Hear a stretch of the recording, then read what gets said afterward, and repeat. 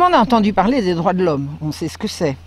On a également entendu parler du droit à la santé. C'est quelque chose qui nous parle. Mais est-ce que vous avez entendu parler des droits sexuels? Eh bien, c'est un projet qui est en cours, que j'ai lu, dont je vous donnerai les liens, parce qu'il faut absolument que toutes les familles soient au courant de ça. C'est un projet qui s'apprête à mettre la loi au service du sexe. Ah, les droits sexuels. La source que j'ai trouvée est du Planning Familial International, l'IPPF. Mais ce sont des documents qui circulent avec le tampon de l'Organisation des Nations Unies. Voilà. Alors de quoi s'agit-il? Qu'est-ce que c'est le droit sexuel? Eh bien, c'est le droit de connaître et de jouir d'une sexualité indépendante de la reproduction et d'une reproduction indépendante de la sexualité. Et ça va être un droit. Ça va relever du droit, donc de la loi. Voilà. À l'ONU, une certaine Najat Vallaud-Belkacem, bien connue des internautes de ce site, a dit « La santé et les droits sexuels et reproductifs doivent devenir une question prioritaire. » La priorité, c'est pas le chômage, c'est pas la guerre, c'est pas l'horreur et l'enfer qui s'avancent, non, c'est le fait de pouvoir ou non octroyer des droits sexuels. À qui, au fait? Ah bien, à tout le monde. Toute personne aura le droit d'exercer sa liberté de pensée, d'opinion et d'expression en matière de sexualité, d'orientation sexuelle, d'identité de genre.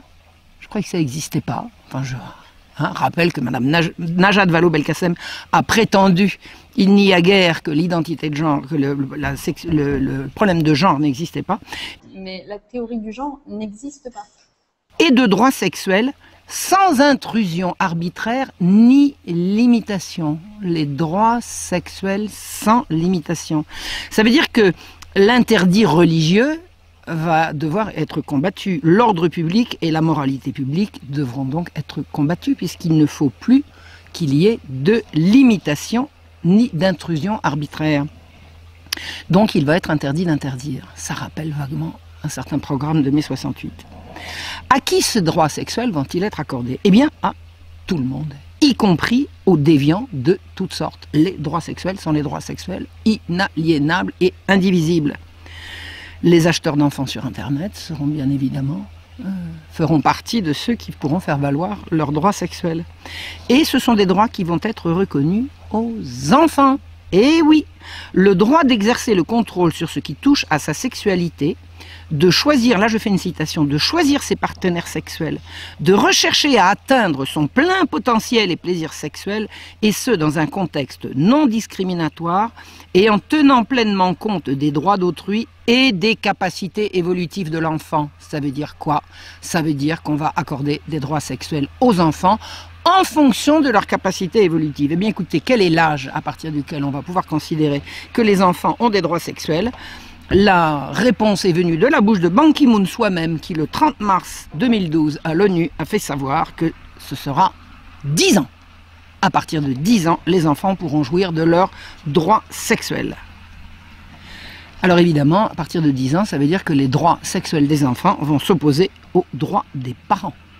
Écoutez bien ce qu'affirme le planning familial rédacteur de cette horreur. Les législations qui restreignent l'accès des jeunes aux services de santé sexuelle et procréative, c'est devenu de la santé. Et même celles qui prévoient un consentement obligatoire des parents ou du conjoint doivent être abrogées ou rester inappliquées. Ces droits seront revendiqués contre, tenez-vous bien, toute intrusion arbitraire ni limitation fondée sur des croyances culturelles ou l'idéologie politique dominante, ou sur des notions discriminatoires d'ordre public, de moralité publique, de santé publique ou de sécurité publique. Ça veut dire que la morale, l'ordre public, la santé publique, la sécurité publique et la religion sont discriminatoires. Donc on va s'en séparer. Je rappelle, pour mémoire, qu'il n'y a pas de relation sexuelle sans partenaire. Il faut être deux a priori. Donc faire valoir des droits sexuels, ça donne des droits sur autrui. Sinon, je ne vois pas comment on peut appeler ça un droit. Toutes les civilisations du monde ont édicté des normes qui s'opposent à ces droits. C'est l'ouverture d'un droit au viol, à l'exhibitionnisme et à la perversité. Il est dit que les États doivent prendre des mesures interdisant à toute tierce partie de compromettre les garanties inhérentes aux droits humains. comme les parents, les églises ou les associations. Eh bien, imaginez-vous qu'on n'a oublié personne, on a même pensé aux migrants. Et oui, dans le projet qui date de 2008, il est fait état des droits sexuels des migrants. Alors on a vu à Cologne, le 31 décembre dernier, ce que c'était que les droits sexuels des migrants, quand des hordes de populations exogènes se sont ruées sur les femmes allemandes. Pourquoi? Ils avaient bien le droit, ils avaient besoin. Je vais vous dire quelque chose de plus grave encore, que ce que tout le monde a su qui s'était passé à Cologne. Et encore, on l'a su parce que des gens se sont acharnés à faire valoir quelque chose qu'il était tout à fait question de cacher. Il y a eu 2 semaines auparavant, juste avant Noël, à Vienne, dans une piscine, un migrant irakien, d'origine irakienne. Je n'incrimine pas l'Irak, bien entendu. Ce qui va sans dire va mieux en le disant. Un migrant irakien qui était en train de se baigner. C'est bien, un migrant arrivé, il a déjà son droit à la piscine. Il a été brusquement pris d'un soudain besoin sexuel irrépressible, mais vraiment irrépressible. Alors il est sorti de l'eau, il est allé dans les cabines, il a trouvé un petit garçon de 10 ans, il l'a violé, puis il est retourné se baigner. Quoi? Il avait des besoins. Et c'est ce qu'il a expliqué à la police qui est venue le cueillir. Il dit, oui, j'ai été pris d'un brusque besoin, j'avais un besoin, j'avais une urgence. Il a dit, il avait une urgence sexuelle. Il a fait valoir ses droits sexuels. Alors on l'a quand même mis en prison, où la mère du petit garçon a souhaité qu'on lui fasse subir à lui ce qu'on fait en général subir dans les prisons depuis que le monde est monde, à ce qu'on appelle les pointeurs. En attendant, il n'a fait que faire valoir ses droits, non? Il avait des besoins, et il avait donc un droit à les satisfaire.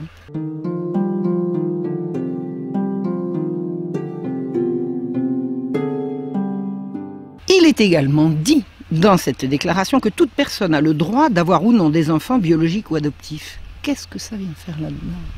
On a le droit d'avoir des enfants adoptifs, donc on a des droits sur les enfants qu'on n'a pas faits, donc on a des droits sur les enfants des autres. Ça vous dit quelque chose qui se prépare? Et écoutez bien, toute personne a droit à l'obtention de réparation pour violation de ses droits sexuels. Alors là, je vais vous dire, le papa qui m'a fichu une baigne parce qu'il trouvait que j'étais un peu trop maquillée pour aller danser, pour aller sortir, je vais pouvoir le faire mettre en prison.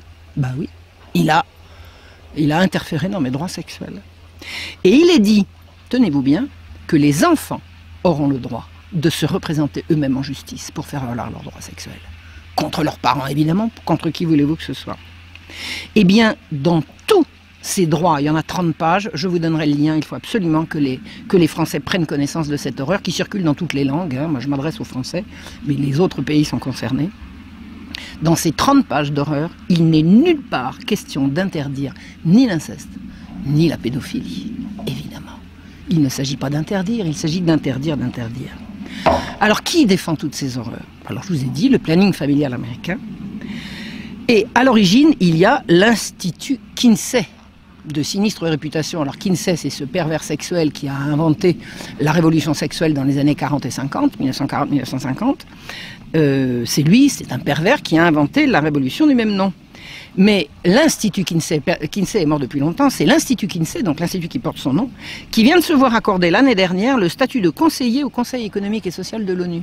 Et oui, un institut fondé par un grand pervers sexuel est maintenant conseiller à l'ECOSOC.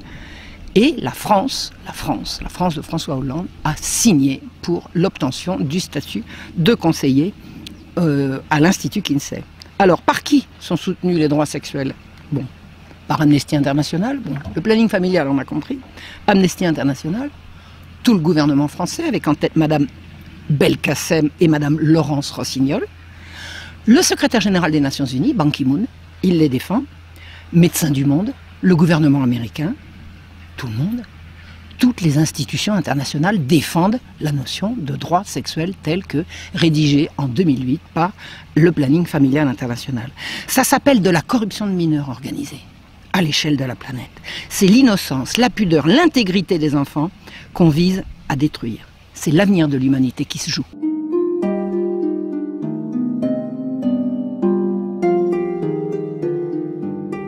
Parce que le corollaire de ces droits sexuels, c'est l'éducation sexuelle à l'école. Et là, il ne faut pas en rire. Parce que des expériences ont commencé à être pratiquées en France et que c'est l'horreur. Alors, ce qui se dessine et ce qui nous pend au nez, si je peux me permettre, je vais vous donner 3 exemples. En Allemagne, des enfants se sont évanouis à l'issue d'un cours d'éducation sexuelle. Un père qui s'appelle Eugen Martens, en août 2013, a refusé que sa fille retourne au cours d'éducation sexuelle. Il a été arrêté et mis en prison. Comme sa femme était enceinte, on lui a donné un délai pour aller faire sa peine de prison. C'est d'attendre que sa femme ait fini et donné naissance à leur enfant. Autre information intéressante, au mois d'août de 2015, c'est-à-dire l'année dernière à Marseille, a eu lieu, alors payé évidemment par les deniers publics, parce que c'est toujours comme ça que ça se passe, une exposition d'images à caractère pédophile, scatophile et zoophile.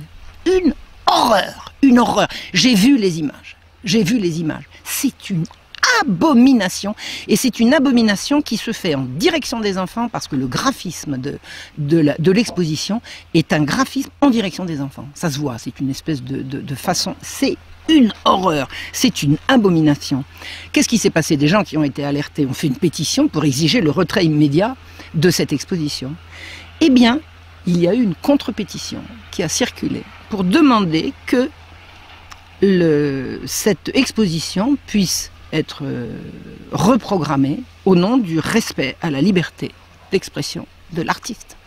Parce que les deux pervers sexuels qui ont pondu cette horreur sont considérés comme des artistes, et c'est même à ce titre qu'ils ont touché des subventions des pouvoirs publics.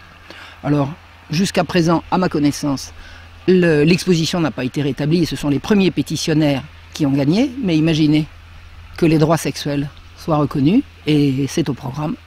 Après, on ne pourra plus. Ça sera terminé. On pourra laisser les enfants, emmener les enfants des écoles, voir des abominations comme celles qui ont été montrées à Marseille l'année dernière. Je vais vous parler d'une troisième affaire qui vient de voir son dénouement il y a quelques mois.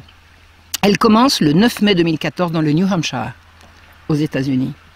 L'école faisait des cours d'éducation sexuelle, comme c'est maintenant la vogue partout dans le monde, sur pression des Nations Unies. Mais avant dans les jours qui précédaient les cours d'éducation sexuelle, jusqu'à récemment, les parents étaient prévenus de la date du cours et du contenu du cours. Et un jour, une jeune fille, dont le prénom m'échappe, dont le père s'appelle Baer, William Baer, la jeune fille de William Baer, qui a 14 ans, arrive à la maison complètement traumatisée, et elle raconte ce qu'on lui a montré à l'école. Le père est furieux. Pourquoi il est furieux? Non seulement parce qu'on a montré des horreurs à ses enfants, mais parce que habituellement il était prévenu et que là il ne l'a pas été. N'écoutant que son devoir de père, il a pris ses pieds, il est allé à l'école et il est entré au conseil de classe, où là il a dit ce qu'il pensait. La directrice de l'école lui a demandé de respecter son autorité et de ne pas l'interrompre. À quoi le père a dit: et ma fille, l'avez-vous respectée? Qu'a fait la directrice? Eh bien, elle a appelé la police. La police est venue arrêter William Baer, l'a menotté, l'a mis en prison et a réussi à obtenir un jugement de $1200 de réparation pour outrage, parce qu'il avait défendu sa fille. Il a réussi à obtenir gain de cause. C'était pas le genre à se laisser faire. Il s'est battu. Eh bien, imaginez-vous que si l'horreur des droits sexuels passe, on ne pourra plus se battre. Et ce genre de père restera en prison pour violation des droits sexuels de ses enfants.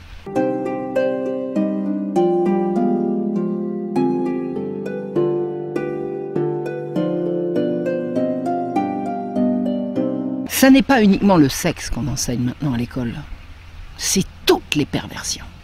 Toutes les perversions. On banalise toutes les déviances et ça passe par l'école. Je vais vous donner une citation que je tiens de Nigel Farage, qui a beaucoup fait parler de lui récemment à propos du Brexit et de son soutien à Donald Trump.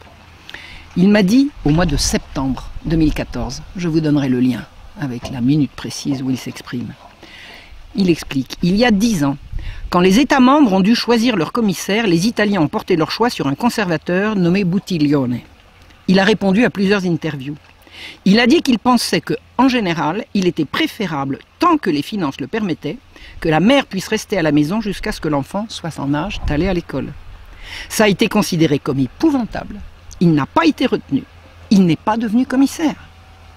C'est là, pour la première fois, que j'ai compris comment ces institutions sont brutalement laïques et viscéralement anti-famille.